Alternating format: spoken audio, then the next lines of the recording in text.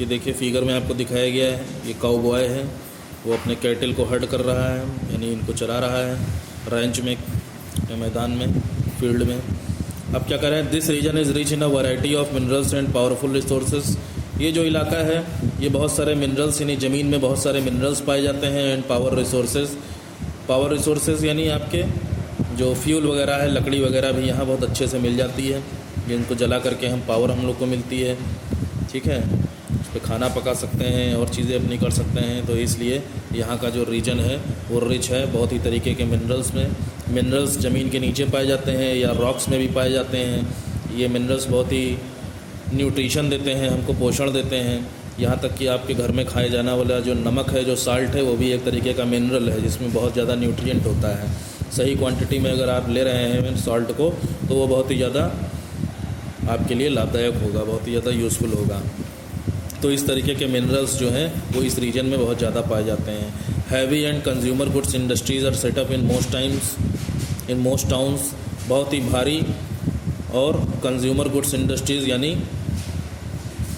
इंसानों के लिए जो गुड्स तैयार करती हैं, इस तरीके की इंडस्ट्रीज़ यानी कारखाने यहाँ पर सेटअप किए गए हैं ज़्यादातर कस्बों में, जैसे कि शिकागो, इंडियानापोलिस, डेनवर यूएसए में, विनिपेग, कैलगरी और एडमॉन्टन इन कनाडा।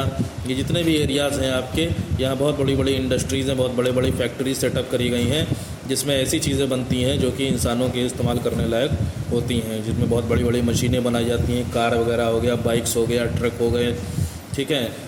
घर में इस्तेमाल करने वाली मशीनें हो गई, वॉशिंग मशीन हो गया, आपका टीवी हो गया, फ्रिज हो गया, कंप्यूटर हो गया। इस तरीके की इंडस्ट्रीज़ जो हैं इन सारे एरियाज़ में बहुत ही बड़े पैमाने पर लगाई गई हैं। अब ट्रांसपोर्ट और सिटीज़ की बात करेंगे, प्रेरीज़ के। The flat and level land has facilitated the development of a good network of road and railway in the region. यानी समतल और बिल्कुल लेवल लैंड जो यहाँ की है, इससे सुविधा मिलती है बहुत ही अच्छे तरीके का सड़कों और रेलवे का जाल बिछाने में इस एरिया में। The construction of transcontinental railways has helped in making the remotest and the most interior areas accessible. Construction of transcontinental railways, transcontinental यानी सभी कॉन्टिनेंट्स में हम जा सकें, इस तरीके का नहीं, कॉन्टिनेंट के अंदर हम सब जगह जा सकें, सभी स्टेट्स में जा सकें, इस तरीके के रेलवे सिस्टम यहाँ पर मदद करता है बहुत दूर दराज के इलाकों में और इंटीरियर के एरियाज़ में पहुँचने के लिए। एक्सेसिबल मतलब पहुँचने के लिए। रेलवेज़ हैव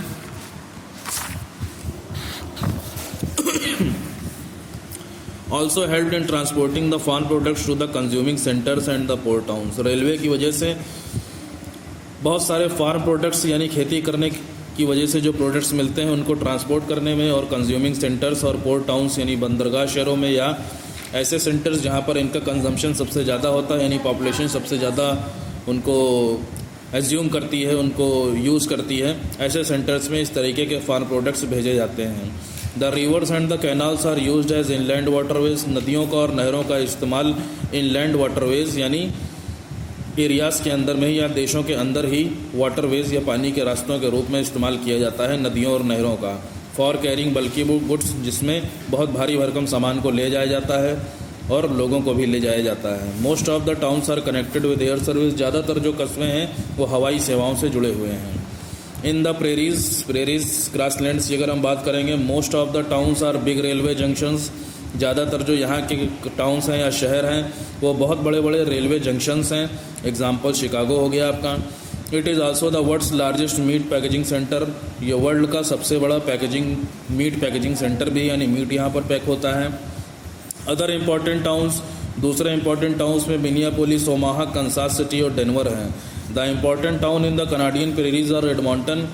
बहुत ही इंपॉर्टेंट टाउन्स में अगर कनाडा की बात करेंगे तो वो एडमॉन्टन, रेजिना, कैलगरी और सास्कटून है। Winnipeg is called the gateway to the prairie. Winnipeg जो यहाँ का टाउन है वो प्रेरी घास के मैदानों में घुसने का रास्ता है। गेटवे टू द प्रेरी के नाम से भी उसे जाना जाता है। तो ये हो गया आपका प्रेरीज। अब वेल्ड ग्रासलैंड्स की बात करेंगे। The temperate grasslands of South Africa are called veld और belt.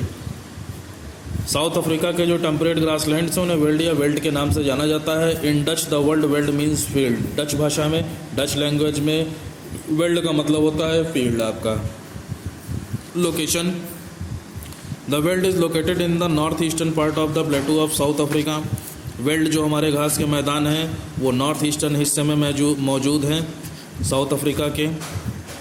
They lie between the Drakensberg mountain in the east direction में ड्रैकेंसबर्ग माउंटेन से लेकर के वेस्ट डायरेक्शन में कालाहारी डिजर्ट, कालाहारी रेगिस्तान तक हमारे वेल्ड घास के मैदान फैले हुए हैं। लैंड देखिए, the weld is located on high plateaus and mountain sides. Weld जो घास के मैदान है वो बहुत ऊंचे प्लेटूज़ के ऊपर बने हुए हैं या पहाड़ियों की जो साइड्स है उनके आसपास इस तरीके के घास के मैदान मिलते हैं। According to altitude veld have been divided into 3 different kinds. अपनी ऊंचाई के हिसाब से वेल्ड को 3 टाइप्स में बांटा गया है, हाई, मिडिल और low. The highest part is known as the high veld. सबसे ऊंचे हिस्सों में जो ये घास के मैदान मिलते हैं उन्हें हाई वेल्ड के नाम से जाना जाता है। इनकी हाइट 1200 मीटर से 1800 मीटर तक है। A ridge called Witwatersrand runs through the centre of the high veld. Ridge यानी छोटी जो नदियाँ होती हैं जिन्हें विट वाटर, जिसका नाम विट वाटर्स रैंड है, runs through the centre of the high veld. ये हाई वेल्ड के सेंटर से होकर के गुजरती है। The height of the middle veld ranges 600 metre to 1200 metre. Middle veld ranges की अगर हम बात करेंगे, इनकी हाइट 600 से 1200 मीटर तक होती है और लो वेल्ड 150 से 600 मीटर तक होती है। The veld region in drained by the rivers. Veld region में या वेल्ड घास के मैदानों में जो नदियाँ बहती हैं उनमें साबी, लिम्पोपो, वॉल और ऑरेंज नदियाँ हैं एंड देयर ट्रिब्यूटरीज और इनकी सहायक नदियाँ हैं। Since these rivers flow through the plateau region, क्योंकि ये नदियाँ प्लेटू रीजन से होकर के गुजरती हैं तो बहुत सारे झरने यहाँ पर बहुत तेज़ी से बन जाते हैं। क्लाइमेट देखें, यहाँ के जलवायु कैसा है, मौसम कैसा है। The weld lies in the warm temperate zone of the southern hemisphere, यानी द साउथ, हमारी साउथ की जो हमारी हाफ अर्थ है, आधी पृथ्वी है, आधा हिस्सा है वहाँ का, यहाँ पर टेम्परेट जोन में वेल्ड हमारे लाइज करते हैं यानी पाए जाते हैं। Being surrounded by the oceans, चारों तरफ महासागरों की वजह से घिरे होने की वजह से, 3 तरफ से, and due to the high altitude of the plateau, और प्लेटो की काफ़ी ऊंचाई पर होने की वजह से वेल्ड का जो क्लाइमेट है वो बहुत ही मॉडरेट है, यानी ना ज़्यादा ठंडी पड़ती है ना ज़्यादा गर्मी पड़ती है। The cold Venezuela current which flows along the west coast also influences the climate of the region. क्या कह रहे हैं? द कोल्ड वेनेजुएला करंट आपका समुद्र से उठती हुई लहरों को बोलते हैं। बहुत बड़ी बड़ी जो लहरें होती हैं जो अपने साथ हवाएं लेकर के भी आती हैं उनको करंट बोला जाता है।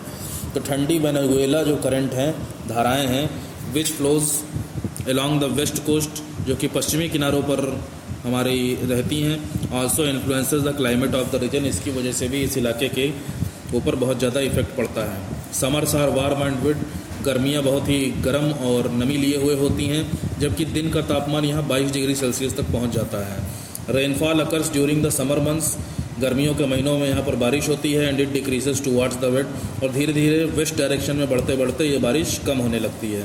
Where the veld merges with the Kalahari desert, इसके बाद ये घास के मैदान आगे जा कर के कालाहारी रेगिस्तान में मिल जाते हैं, फिर घास के मैदान ख़त्म हो जाते हैं, कालाहारी डिजर्ट आपका शुरू हो जाता है। The winters are cold and dry, जाड़े यहाँ बहुत ठंडे और सूखे होते हैं। As the rainfall is scanty in the winter, बारिश यहाँ पर जाड़ों के महीनों में बहुत ही कम होती है। स्कैंटी मतलब बहुत ही कम होती है, इसलिए जो सूखा पड़ना है वो यहाँ बहुत जल्दी होता है, बहुत जल्दी ज़मीन सूख जाती है। नेचुरल वेजिटेशन और वाइल्ड लाइफ की बात करेंगे। The climate and altitude of the region, यहाँ की जलवायु और यहाँ की जो ऊंचाई है, इसकी वजह से नेचुरल वेजिटेशन जो वेल्ड का है उसके ऊपर बहुत ज़्यादा इफेक्ट पड़ता है।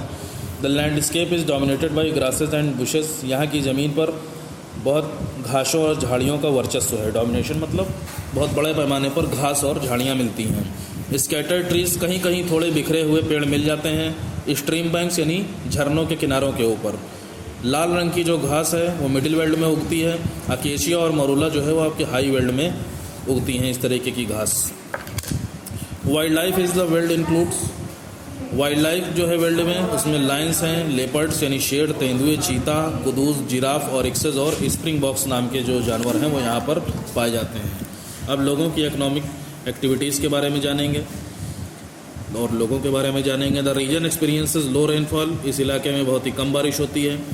It prone to occasional droughts, इसलिए समय समय पर यहाँ पर सूखा पड़ जाता है। And the soil is not fertile, तो मिट्टी भी यहाँ की बहुत ज़्यादा उपजाऊ नहीं है। These factors hinder cultivation of crops, ये जो फैक्टर्स है इसकी वजह से फसलों के कल्टीवेशन में यानी खेती करने में हिंडर आता है यानी रुकावट आती है।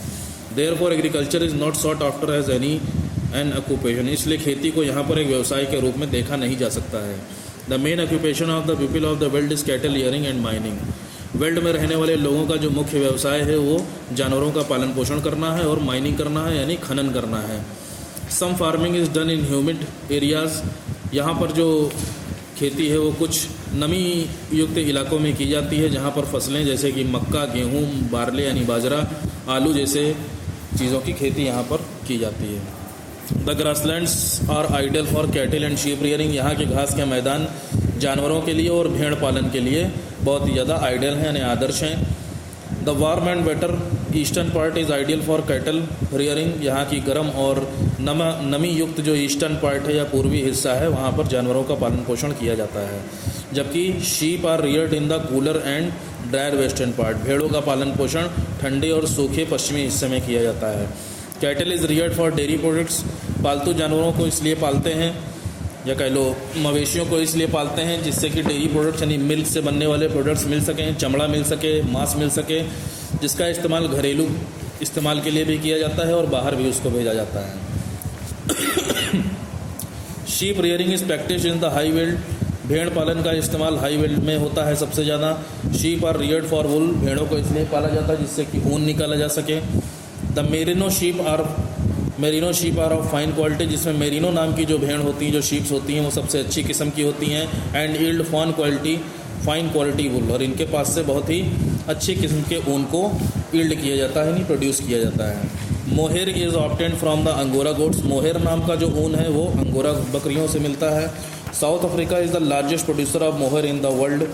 साउथ अफ्रीका मोहेर के उत्पादन में सबसे बड़ा विश्व का देश है। And the second largest exporter of merino wool in the world after Australia. और ऑस्ट्रेलिया के बाद विश्व का सबसे बड़ा दूसरे नंबर का मेरिनो ऊन को बाहर भेजने वाला या मेरिनो वुल को बाहर भेजने वाला देश है। As the region is rich in minerals. अब क्योंकि इस इलाके में बहुत ज़्यादा मिनरल्स पाए जाते हैं, जैसे कि सोना यहाँ पर पाया जाता है, गोल्ड, यूरेनियम मिलता है, डायमंड आपका हीरा हो गया, कोल कोयला हो गया, आयरन और लोहा यानी कच्चा लोहा जो ज़मीन से डायरेक्ट निकाला जाता है। Mining is an important activity. इस वजह से जो खनन करना है यानी ज़मीन से खुदाई करके इन मिनरल्स को निकालने का जो प्रोसेस है वो यहाँ की सबसे महत्वपूर्ण या इंपॉर्टेंट एक्टिविटी है।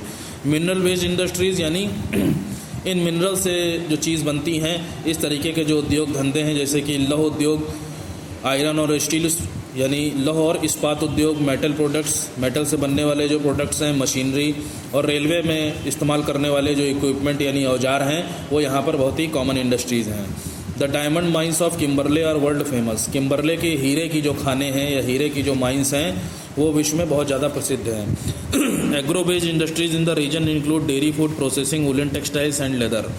एग्रीकल्चर के ऊपर बेस्ड जो इंडस्ट्रीज़ हैं उनमें डेयरी इंडस्ट्रीज़ हैं, फूड प्रोसेसिंग इंडस्ट्रीज़ हैं, वुलन टेक्सटाइल्स यानी जाड़ों में पहनने वाले कपड़ों के लिए कपड़ा उद्योग है, और चमड़े का उत्पादन करने वाली बहुत सारी इंडस्ट्रीज़ यहाँ पर लगाई गई हैं। ट्रांसपोर्ट और सिटीज़ की बात करेंगे। The veld region has a good network of roads and railways. Veld region में बहुत ही अच्छा सड़कों और रेलवे का जाल बिछा हुआ है। The major towns have domestic and internal airports. जो मुख्य कस्बे हैं वहाँ पर घरेलू और अंतर्राष्ट्रीय हवाई अड्डे भी मौजूद हैं। Due to a number of waterfalls and rapids the rivers are not navigable.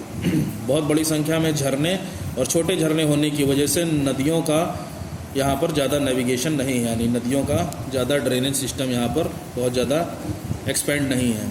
South Africa has 3 capital. South Africa की 3 राजधानियाँ हैं। प्रिटोरिया एग्जीक्यूटिव, ये कार्यपालिका के रूप में काम करती है। केप टाउन लेजिस्लेटिव, विधायिका के रूप में काम करती है। और ब्लूम फॉन्टेन जुडिशियल, न्यायपालिका के रूप में काम करती है। इस तरीके से साउथ अफ्रीका की 3 राजधानियाँ हैं। इंडिया में एक ही है, दिल्ली है आपकी, जिसके अलग अलग ऑर्गन्स हैं, एग्जीक्यूटिव, लेजिस्लेटिव, जुडिशियल, लेकिन ये एक ही जगह से सब कुछ होता है। दिल्ली से ही ये सारी चीज़ें होती हैं। वहीं पे लेजिस्लेटिव है यानी वहीं पे आपकी विधायिका है जहाँ पर कानून बनते हैं। एग्जीक्यूटिव यानी कार्यपालिका, उन पर कार्य किया जाता है। और जुडिशियल यानी जो कानूनों को तोड़ता है उनको न्याय दिलाया जाता है। जिनके साथ कोई अत्याचार हो रहा है उनको न्याय दिलाया जाता है। इस तरीके से साउथ अफ्रीका की 3 ही राजधानियाँ हैं, प्रिटोरिया, केप टाउन और Bloemfontein. Pretoria is the major centre for iron and steel and railway equipment. Pretoria जो यहाँ की जगह है या जो यहाँ की राजधानी है वो मुख्य सेंटर है, मेन केंद्र है आयरन और स्टील का, लौह और इस्पात उद्योग का, और रेलवे इक्विपमेंट्स यानी रेलवे में जो इक्विपमेंट इस्तेमाल किए जाते हैं वो यहाँ पर बहुत बड़े पैमाने पर बनाए जाते हैं। Johannesburg the gold capital of the world is an important industrial and commercial centre. Johannesburg, जो कि सोने की राजधानी के रूप में भी विश्व में जाना जाता है, ये बहुत ही बड़ा व्यावसायिक और औद्योगिक केंद्र है